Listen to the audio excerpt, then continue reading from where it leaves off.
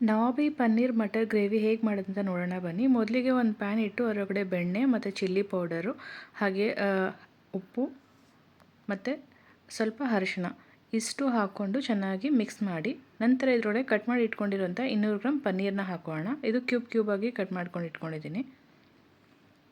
ಇದು ನಾನು 3 ನಿಮಿಷ ಫ್ರೈ ಮಾಡಿಕೊಂಡ್ರೆ ಸಾಕು. ನಂತರ ಇದನ್ನು ಸೈಡಿಗೆ ಎತ್ತಿಟ್ಟು ಅದೇ ಬಾಣಲಿನಲ್ಲಿ ನಾವು ಸ್ವಲ್ಪ ಬೆಣ್ಣೆ ಹಾಕ್ಕೊಂಡು ಅದಕ್ಕೆ ಸ್ವಲ್ಪ ಜೀರಿಗೆ ಹಾಗೆ ಹಸಿಮೆಣಸಿನ್ಕಾಯಿ, ಇಲ್ಲಿ ನಾನು 8 ಹಾಕ್ಕೊಂಡಿದ್ದೀನಿ. ನೀವು ಖಾರ ತಕ್ಕಾಗಿ ಎಷ್ಟು ಬೇಕು ಅಷ್ಟು ಹಾಕ್ಕೊಳ್ಳಿ. ಇದು ಖಾರ ಕರೆಕ್ಟಾಗಿತ್ತು, ಪರ್ಫೆಕ್ಟಾಗಿತ್ತು. 1 ಗಡ್ಡೆ ಬೆಳ್ಳುಳ್ಳಿ ಹಾಕಿದ್ದೀನಿ.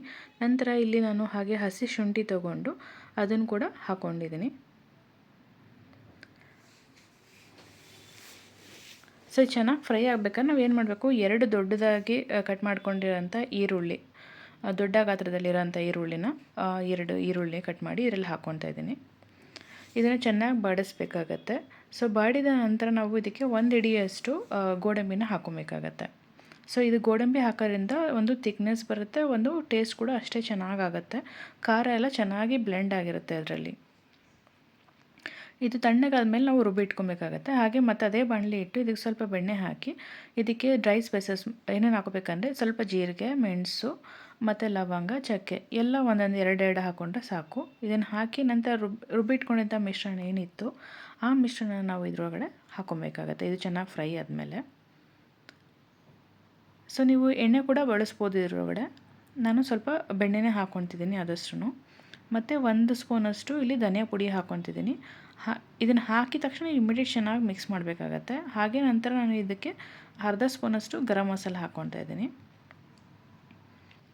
ಗರಂ ಮಸಾಲ ಹಾಕಿ ಚೆನ್ನಾಗಿ ಮಿಕ್ಸ್ ಮಾಡಿದ ನಂತರ ನಾನಿಲ್ಲಿ ಒಂದು 3 ಸ್ಪೂನಷ್ಟು ಮೊಸರನ್ನ, ಗಟ್ಟಿ ಮೊಸರನ್ನ ಹಾಕ್ಕೊತೀನಿ.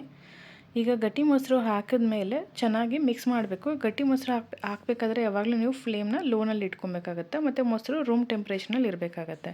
ನಂತರ ಹಸಿ ಬಟಾಣಿ ಹಾಕ್ತೀನಿ. ಸೊ ಹಸಿ ಬಟಾಣಿ ಹಾಕಿದ ನಂತರ ಇಲ್ಲಿ ಪನ್ನೀರನ್ನ ಹಾಕ್ಕೊಬೇಕಾಗತ್ತೆ. ಸೊ ಇದನ್ನೆಲ್ಲ ಹಾಕಿ ಚೆನ್ನಾಗಿ ಮಿಕ್ಸ್ ಮಾಡಿ, ಹಾಗೆ ನಮಗೆ ನೀರು ಎಷ್ಟು ಬೇಕೋ ಅಷ್ಟು ಹಾಕ್ಕೋಬೇಕಾಗತ್ತೆ. ಇಲ್ಲಿ 1 ಗ್ಲಾಸ್ ನೀರನ್ನು ಹಾಕ್ಕೊತಾ ಇದ್ದೀನಿ. ಹಾಕಿ ನೀವು ಒಂದು 5 ನಿಮಿಷ ಚೆನ್ನಾಗಿ ಬೇಯೋದಕ್ಕೆ ಲಿಡ್ ಕ್ಲೋಸ್ ಮಾಡಿ ಬಿಡಬೇಕಾಗತ್ತೆ. ಸೊ ನೀರು ನಿಮ್ಗೆ ಎಷ್ಟು ಬೇಕೋ ಅಷ್ಟು ಕನ್ಸಿಸ್ಟೆನ್ಸಿ ನೋಡ್ಕೊಂಡು ಹಾಕ್ಕೊಳ್ಳಿ. ಹಾಗೆ ಲಾಸ್ಟಲ್ಲಿ ನಾನು ಕಸೂರಿ ಮೆಥಿ ಹಾಕ್ತಾಯಿದ್ದೀನಿ. ಸೊ ಟೇಸ್ಟ್ ಅಂತೂ ತುಂಬಾ ಚೆನ್ನಾಗಿರುತ್ತೆ. ನೀವು ಇದು ರೈಸ್ ಜೊತೆಗಿರ್ಬೋದು, ಹಾಗೆ ಚಪಾತಿ ಜೊತೆಗೆ ತುಂಬಾ ಕಾಂಬಿನೇಷನ್ ಒಳ್ಳೆ ಸಖತ್ತಾಗಿರುತ್ತೆ ಮಾತ್ರ. ಇದಂತೂ ಟೇಸ್ಟ್ ಅಂತೂ ಅಷ್ಟು ಅದ್ಭುತವಾಗಿರುತ್ತೆ. ಸೊ ನೀವು ಕೂಡ ಮನೆಯಲ್ಲಿ ಮಾಡಿ ಹಾಗೆ ಟೇಸ್ಟ್ ಹೇಗೆ ಬಂತು ಅಂತ ನನಗೆ ತಿಳಿಸಿ. ಸೊ ಇಷ್ಟ ಆದರೆ ಈ ವಿಡಿಯೋ ಲೈಕ್ ಮಾಡಿ, ಶೇರ್ ಮಾಡಿ ಮತ್ತು ಕಮೆಂಟ್ ಮಾಡಿ. Thank you all.